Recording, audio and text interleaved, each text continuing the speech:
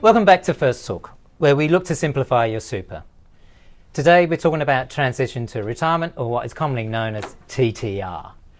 So Peter, what is TTR about? What's its purpose? So about 15 years ago, good old Prime Minister Howard, who we all remember fondly, introduced this transition to retirement, and that's what TTR stands for. It was to help people work or move from working full time, where they could reduce their hours, but start to use some of their super to fund a part of their sort of part-time work and part-time retirement.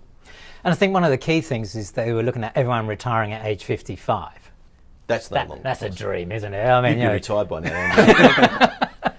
Actually, I would, yeah. Except that I don't have the money. Yeah. So, Jason, how does actually a TTR strategy work? I mean, if you were breaking it down, how would you break it down and explain it to someone? So essentially what you're doing is taking your super, putting it into a pension account and starting to draw a regular income stream from it. That is really what it is in its essence.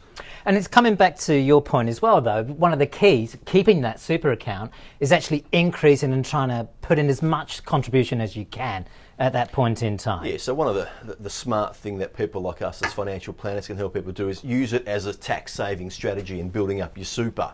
So we're actually using it to our advantage. A few people got onto this idea about, well, why don't we use it so it actually works in our favour? We don't have to reduce our working hours, but we can use it to minimise tax. But then to the pension account, so you're putting all these contributions in, your take home pays now less. Yep. So that's where the pension account comes in. So what happens there? So that's right, that's where the pension account takes in. And not to push it to another topic, but essentially by making those extra contributions is how you're reducing your tax. So, your salary sacrifice is concessionally taxed. As that drops your take-home income, you supplement that with, a regular payment from your super or your pension. And you can draw it down on a fortnightly basis, monthly, kind of try and tie it into how you actually pay your wages, how you receive them. Yep. So what you're saying, Jason, is that let's just say I decide to salary sacrifice $500 a fortnight. Yep. I can actually then start to grab $500 a fortnight from my super fund, so that my actual take-home pay is the same. Yeah, and if you're over 60, which Andy's getting close to there now. Isn't he over there? Yeah, he might be over that already. I'm not sure. Oh, you two, no. He never discloses it. But if you are over 60, those payments are tax-free as well. So you can take the tax-free payment, whereas your wages are taxable, as we would unfortunately know. Just to clarify, I haven't actually reached the preservation age. And what is it about the preservation age that you've got to reach to actually do the TTR? So at the moment, preservation age is correct me if I'm wrong, it's 58 at the moment. Yep. So once you turn 58, you can start a transition to retirement pension. So the key point there, though, is this TTR strategy is not available for anyone. You've got to get to the preservation age, and currently that is age 58. There are other rules as well, Andy. So there are minimum amounts and maximum amounts that you have to draw from this transition to retirement pension. So you have to take out at least 4% of your account balance, normally, each financial year, and the maximum you can draw down is 10% of your balance each financial year as well. What do you think that is? Why do you reckon they have those limits imposed? I think it's about controlling about how much you're actually drawing down your super. Look, go back to the key point that you raised before, and that the TTR strategy is actually about boosting your superannuation, trying to build that up as much as you can before you do reach that retirement age. So they've got to put limits on how much you're drawing down around it all. So, I mean, what are some examples where people have actually used this? So we talked about boosting super, but, let's be honest, if you're available to do it, there are other ways that you can use this strategy. I had a member recently, and he was just in his early 60s, and we sort of floated this idea that he didn't know that was available to him. And we used it to start building his tax, but unfortunately for him, he had a bad shoulder, and so he wanted to reduce his working hours. So that's then what we used it for. So initially it was to save tax, and then we used it to allow him to reduce his working hours, but still meet his take-home pay. And look, I've spoken to a number of members where we've talked about this TTR strategy as well, especially in this current environment where they're losing their jobs and they're in their 60s, and for them to get another job in the next couple of years looks doubtful in that regard. So they're going, well, what am I going to do? I'm getting the COVID New Start, so that's good for a period of time, but I need some extra money on top of that. And when the government stops that on the 24th of September, what am I doing then? And this is where we get to the TTR. So coming back to your point. Yep. But what's some other examples where people have Well, used I'm it? using it as a tax minimisation strategy, Andy. I don't You like love to pay minimising tax. the I love tax, to don't you? minimise tax. So, yeah, a few people that I've spoken to recently, they're still fortunate enough to have long-term employment, which is great, but we're actually using it. They haven't got enough spare cash flow, so they haven't got extra money coming in. They're still paying off a bit of debt.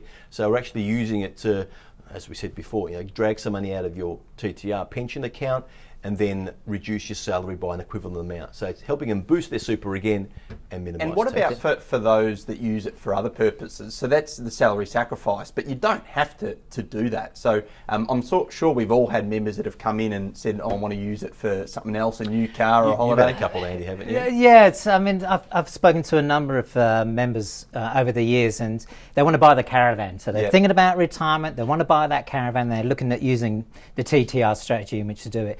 Where one couple actually got caught out is they almost signed up for this caravan thinking they could withdraw the full purchase price. And when I went that 10% limit, suddenly that unfolded their deal around it all.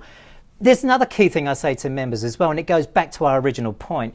This is about boosting your superannuation for retirement. So admittedly, I'm kind of like, do question, and I will challenge the members about if you're trying to use it for another reason that's not going to put you in a better position at retirement, then let's talk about this strategy through. Because one of the things I do as well is highlight to members, if they can afford to do the salary sacrifice and still have a comfortable take-home pay, don't even think about the TTR strategy. It doesn't make sense, does it? No. So You don't want to be drawing on it unless you really need to, is I think what your sort of key call out there is. yeah.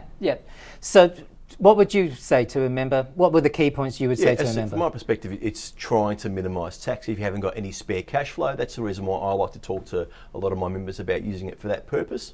Yep. I agree. There is a lot of room to potentially maximise contributions and save a bit of tax. It's only going to benefit, your pocket. Less money you can give to the tax man, more we can keep in our pockets, the better. Yeah. To me, I said it before, it's about boosting your superannuation to retirement. That's the key objective of it. Yes, I think it's ideal where someone has lost their job in their 60s and their job opportunities is now really limited. How are they going to keep meeting their living expenses? Or they want to work part-time as well. Yeah. Yeah. So thank you for joining us today. Hopefully we've simplified the idea or the concept around transition to retirement. It is a complex subject, so by all means, if you've got some more questions, there's our email address down at the bottom. Send us a question, we're happy to answer that. Otherwise, phone our contact centre, talk to one of our consultants in member services. They're happy to explain this concept a little bit more in detail, as are local coordinators. If you really want to be putting this strategy into place and you want to know how it works for you and how you should go about it, contact Jason, Peter or myself at the Financial Advice Team. We're more than happy to put a plan in place for you to make sure you are doing the right thing for you. So again, thank you, and until next time, take care.